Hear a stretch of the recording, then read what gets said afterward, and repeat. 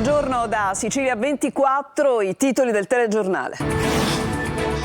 Botte e calci anche durante la gravidanza nella giornata internazionale per l'eliminazione della violenza sulle donne. Da Palermo la storia di Veronica. Il questore di Catania dice: la repressione non basta. Donne schiacciate dal peso della violenza economica. Una pensionata catanese racconta la sua vita con 550 euro al mese. Dice: dovrò vendere la casa. Morti sospette al Papardo di Messina. L'inchiesta potrebbe estendersi ad altri casi. Il legale di una paziente deceduta ha dato disponibilità alla estumulazione della salma. Confiscati 2 milioni di euro a una badante di Misilmeri nel Palermitano. Ha sottratto i soldi a un ragazzo disabile, figlio di un ricco imprenditore. Le radici in Sicilia di Ayrton Senna, siculiana nell'Agrigentino, luogo di nascita dei suoi trisavoli, inaugurato il museo dedicato al campione di Formula 1. Calcio, pari e rimpianti per il Palermo, che al Barbera non va oltre l'1-1 con la Sampdoria. Serie C, dal campionato alla Coppa Italia. Domani sera al Massimino nuova sfida tra Catania e Trapani. Messina in crisi dopo la sconfitta contro il Sorrento.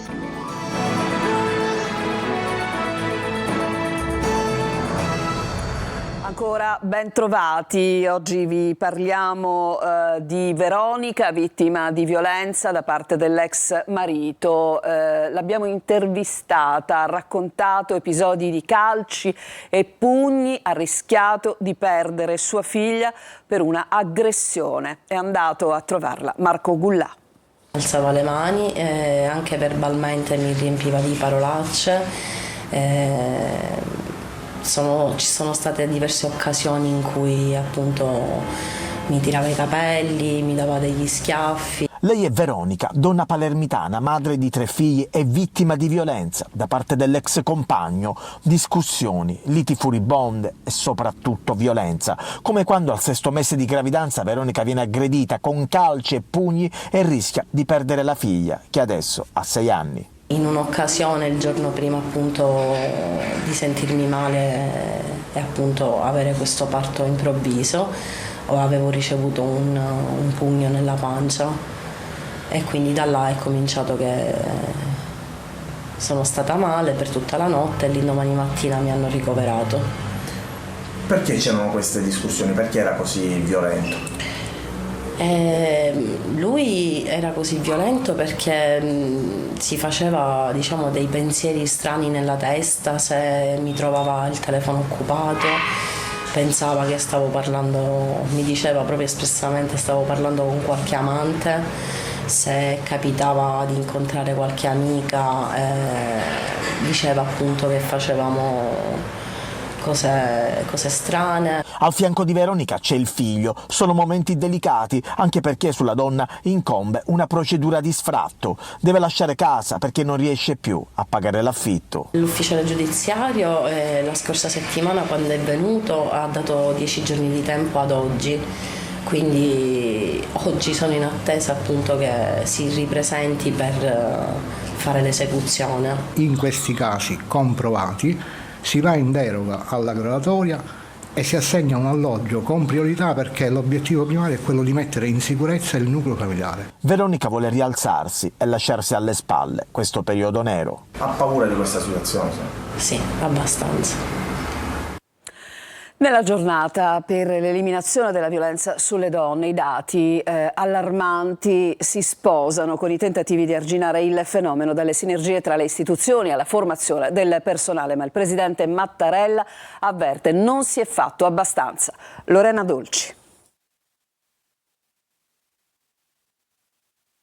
Dove sei, ma quanti ragazzi conosci, ma cosa fai, ma perché ti vesti in questo modo? Ecco, questi sono dei piccoli segnali che ci fanno proprio capire che magari in futuro potrebbe nascere qualcosa che in realtà non è una relazione sana. Vanno a dire: ah, mi dai il tuo Instagram, quindi mi dai la password del tuo Instagram, perché proprio vogliono avere al 100% il controllo su quella persona. La violenza di genere vista da Alice e Gloria, 17 anni. Ci sono anche quelli della quarta B del liceo Turrisi Colonna al Tribunale di Catania. Sono proprio quelle giovanissime di cui nella giornata contro la violenza sulle donne il presidente Mattarella ha detto non si è fatto abbastanza per salvaguardarle, nonostante i numeri allarmanti. Solo a Catania 1500 segnalazioni in un anno, elenca il questore che emanando gli ammonimenti ha un ruolo cruciale. Non è soltanto un problema di contrasto, né tantomeno solo un problema di prevenzione del fenomeno.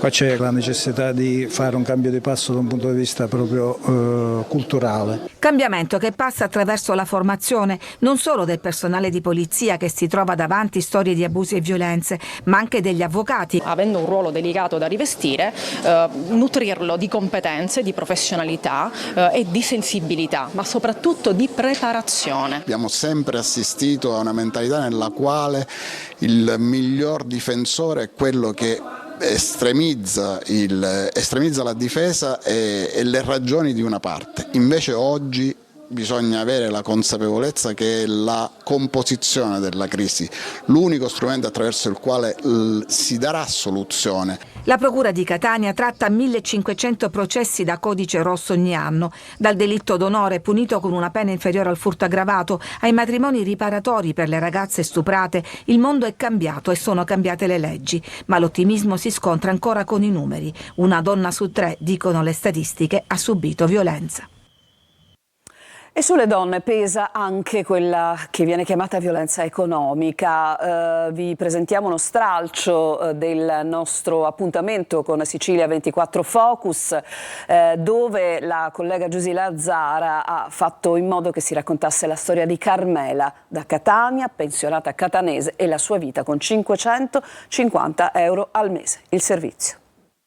Tanti sacrifici e troppi lavori precari. Non è bastato studiare e impegnarsi per anni. Oggi Carmela ha raggiunto la pensione, ma con 550 euro al mese non può vivere. Io sono una neopensionata, quindi è da poco che sono in questa condizione. E dopo una vita comunque di lavori precari, perché purtroppo i lavori sono tutti a termine e quindi non sono riuscita a raccogliere abbastanza contributi. Speranze andate deluse. Nel tempo si è aggravata anche la sua condizione. Finora francamente sono stata aiutata dalla famiglia. Non le nascondo che mia mamma di 90 anni mi aiuta.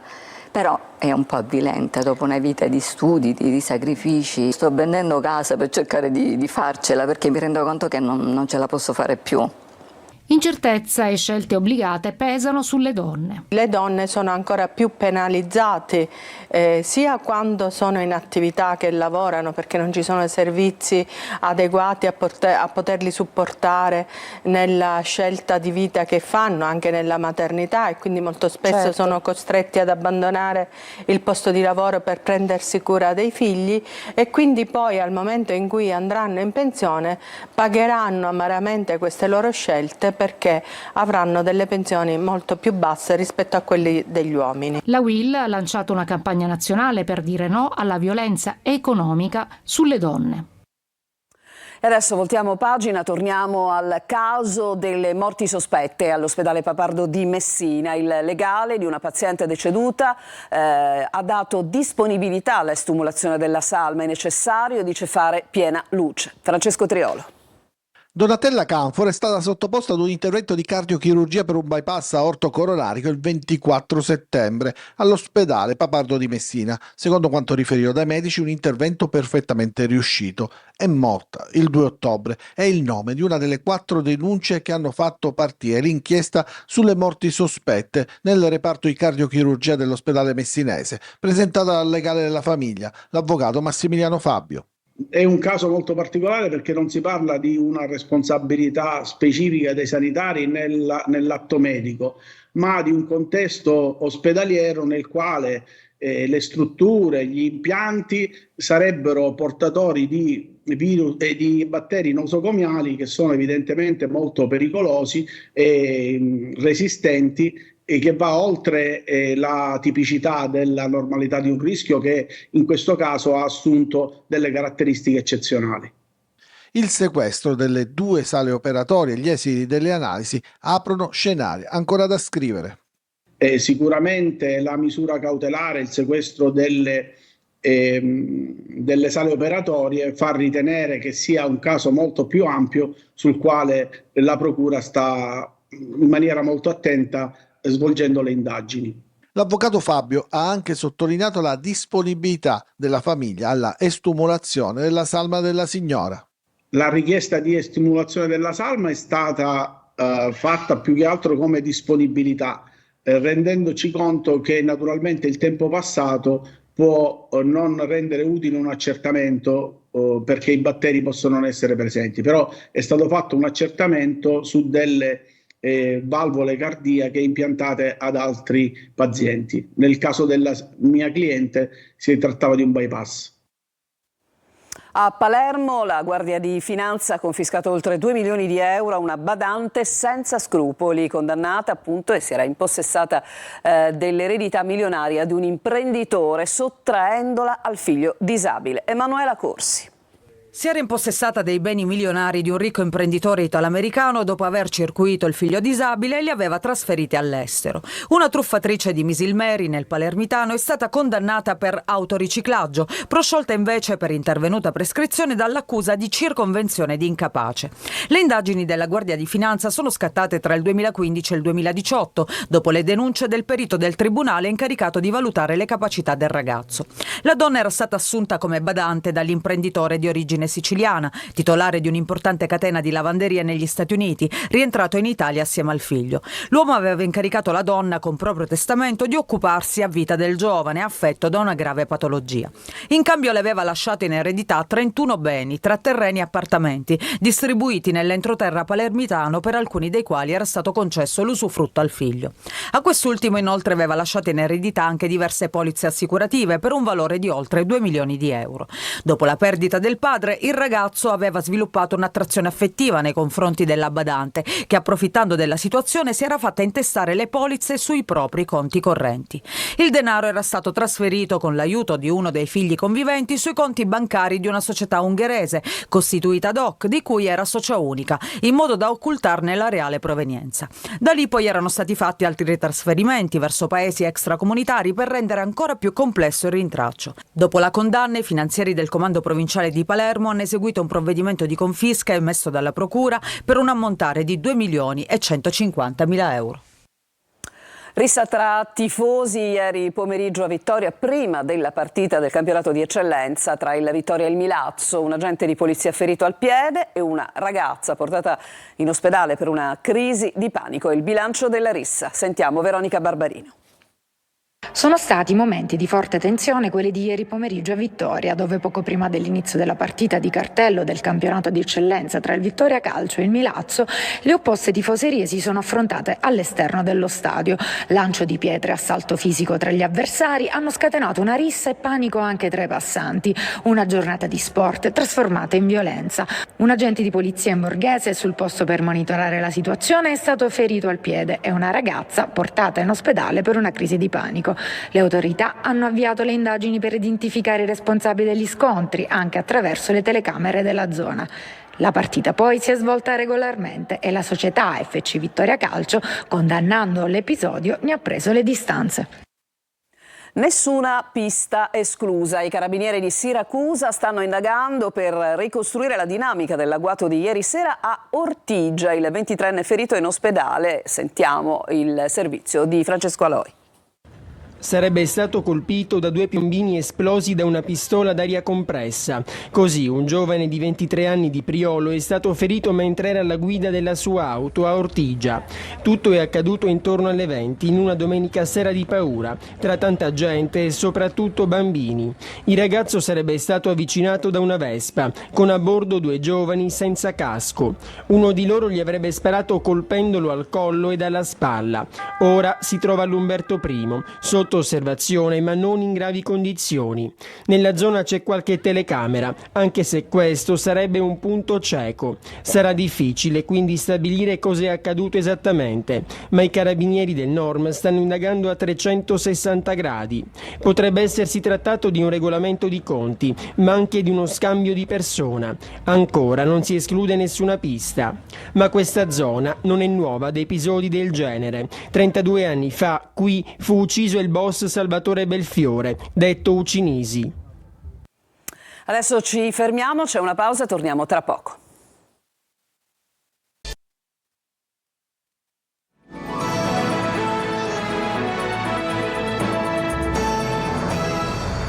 Seconda parte del telegiornale. A Siracusa arance, clementine, limoni privi di qualsiasi documento sulla provenienza. Sono solo alcuni dei 2.800 kg di prodotti sequestrati per irregolarità al mercato cittadino dal Corpo Forestale, erogata sanzioni per circa 9.000 euro. Sull'argomento è giunta una dichiarazione del presidente della Regione Schifani, che ha detto: controllare la filiera agroalimentare è l'unico modo per tutelare il Made in Sicily e la salute dei cittadini. I controlli, ha aggiunto, servono anche a bloccare i prodotti provenienti dall'estero mascherati da marchi italiani.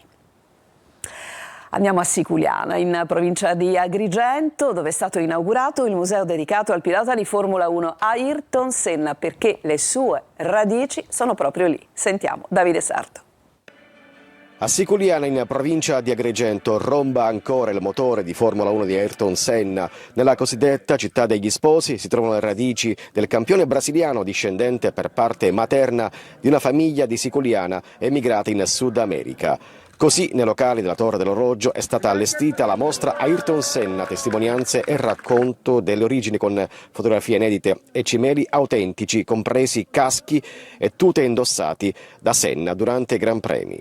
È un percorso di memoria e Ayrton Senna diventa ambasciatore non solo della sua storia, ma della storia di quanti alla fine dell'Ottocento si sono trasferiti altrove per trovare fortuna.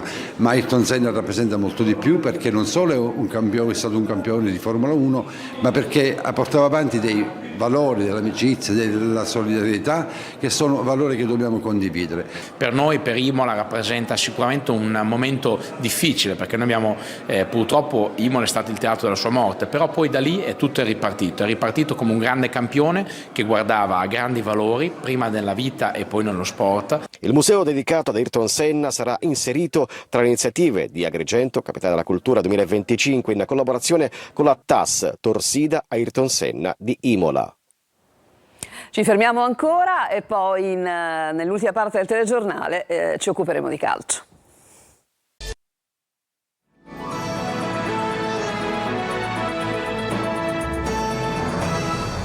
Siamo tornati in studio, siamo al calcio, un pari con rimpianti per il Palermo, che al Barbera non è andato oltre l'1-1 contro la Sampdoria. Marco Gullà.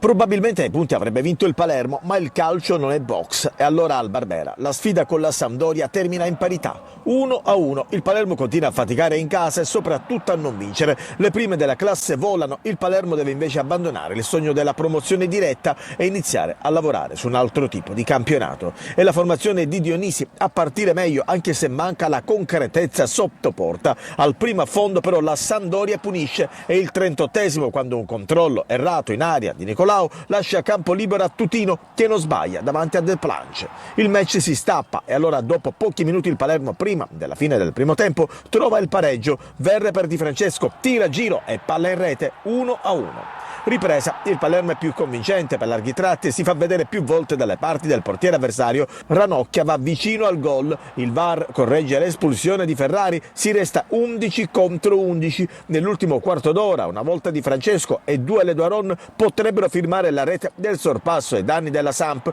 ma senza inquadrare lo specchio della porta, e poi occasione finale per il turco Banica. È una partita, non dico a senso unico perché non è giusto dirlo, però onestamente abbiamo fatto veramente, ragazzi hanno fatto una partita veramente importante. Mi dispiace tantissimo per il risultato, perché non meritavamo di passare svantaggio. Certo, è stato un nostro errore, la Sampdoria è stata brava a sfruttarlo, poi per il resto siamo stati quasi perfetti. Purtroppo non siamo stati perfetti e ora il qualcosa che non mettiamo ci penalizza. Domenica rosanero ancora in casa, arriva lo Spezia, secondo in classifica. Domani sera al Massimino la sfida degli ottavi di Coppa Italia tra Catania e Trapani. È un nuovo derby tra rossazzurri e Granata a distanza di pochi giorni da quello di campionato. Il servizio. Neanche il tempo di riprendere fiato, di analizzare il 2-2 di Avellino per rendersi conto di quegli aspetti positivi che hanno ridato entusiasmo alla squadra, che il Catania torna in campo già domani sera alle 20:30 al Massimino per la gara degli ottavi di finale di Coppa Italia contro il Trapani. Un altro derby contro il Granata, a pochi giorni da quello di campionato, a cui i rossazzurri arrivano carichi dopo la prestazione del Partenio, ma anche con le consuete difficoltà numeriche sul fronte giocatori. Ed infatti è difficile che Mimmo Toscano possa affidarsi ad un anche simile turnover, perché l'emergenza è sempre quella. Toscano proverà a recuperare qualcuno. Oggi ha fatto svolgere in mattinata un'altra seduta di allenamento, domani mattina ci sarà la sgambatura pre-gara, ma è complicato però riuscire ad avere pienamente a disposizione qualcuno in più. Inoltre c'è da ricordare che la squadra è tornata ad Avellino a tarda notte e sta recuperando anche la fatica della trasferta del Partenio. Al di là del fatto che sia Coppa, il Catania vuole comunque dare continuità ai propri risultati con l'obiettivo di superare il turno, magari entro i 90 minuti, ed evitare soprattutto ulteriori infortuni. Messina in crisi dopo la sconfitta contro il Sorrento. Il Trapani si rilancia con i 3 punti sul Latina e domani sera, appunto, lo ricordiamo ancora una volta, si gioca la partita di Coppa Italia. Sergio Colosi.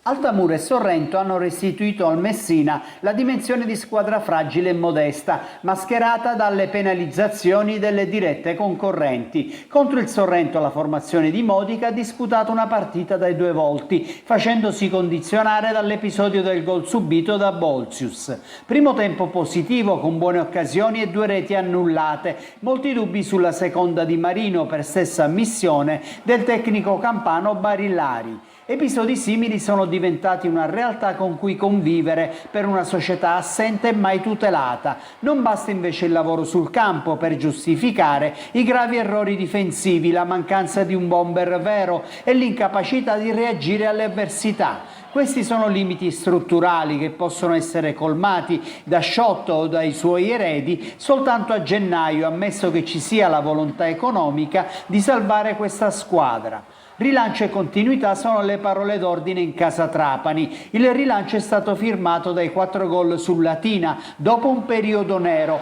mentre la continuità passa dal derby siciliano di Coppa Italia in programma al Massimino contro il Catania e dalla trasferta di Bari contro l'Altamura in campionato. Impegni ravvicinati che impongono gli straordinari, con Aronica che presenterà anche in Coppa la difesa a 3 e il trequartista dietro le 2 punte. Approfondimenti su tutti gli argomenti che avete sentito nella parte ovviamente dedicata al calcio. Tra poco a Sicilia 24, focus dedicato ad Anteprima Corner, quindi condotto da Angelo Gagliano, e sempre Angelo Gagliano condurrà il consueto appuntamento con Corner, tutto dedicato questa sera in prima serata su Telecolor al Catania. Per quanto riguarda il nostro TG è davvero tutto, prossimo appuntamento con l'informazione su Telecolor alle ore 19. A tutti buon pomeriggio.